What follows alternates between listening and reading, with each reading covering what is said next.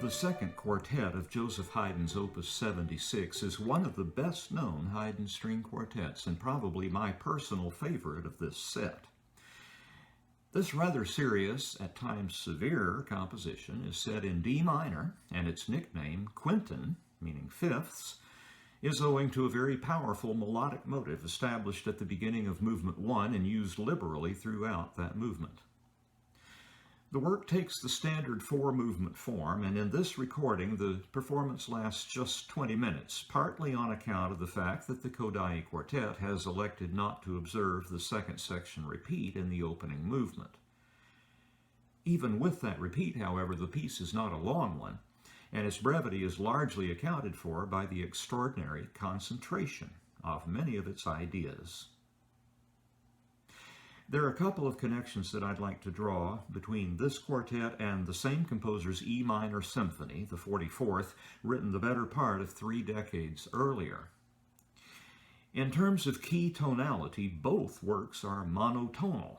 That is, all 4 of their movements are established on the same tonic, with their slow movements in both cases standing as a major mode island of serenity in a sea of minor key music.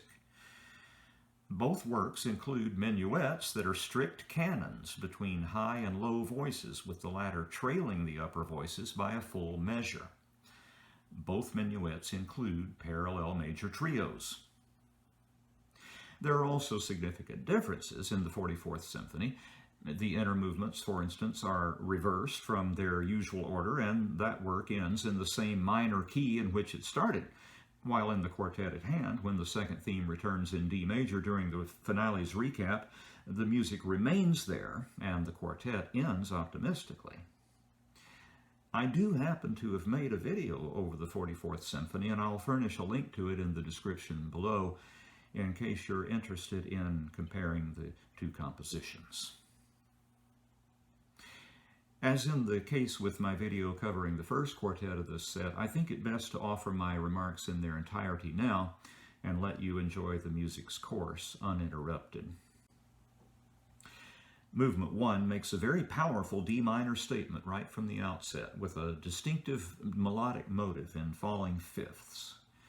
Haydn develops this motive so exhaustively in the context of contrasting themes and also in inversion and stretto, especially during the development, that the movement might almost be considered monothematic.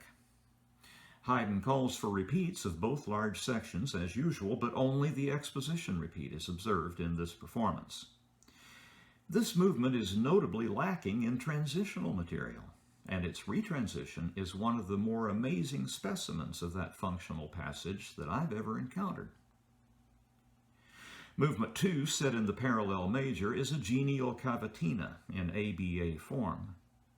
Ever the champion of variation technique, Haydn enhances the return of theme A with a variation in demi-semiquavers for the first violin over the guitar-like plucked accompaniment furnished by the other 3 members of the ensemble. The third movement is sometimes called the Witch's Minuet, Hexen Minuet. Its framing sub-movement is a severe canon in D minor for upper and lower voices, and the contrasting trio, although set in the parallel major, does seem to have trouble shedding the minor modality of the foregoing. Its rustic Landler style is a refreshing contrast to the minuet's D minor gravitas. The finale is as fleet-footed as we commonly expect of this composer. It's a sonata-form movement in D minor with no exposition repeat, and once its main theme is fully expounded, off and running we go with a transition and a second theme that fly by with F major abandon. The development is brief and taut, and when the second theme returns in the parallel major at the recapitulation, that seals the quartet's triumph. Something like joy returning at last after a protracted grief. Something I long for keenly these days.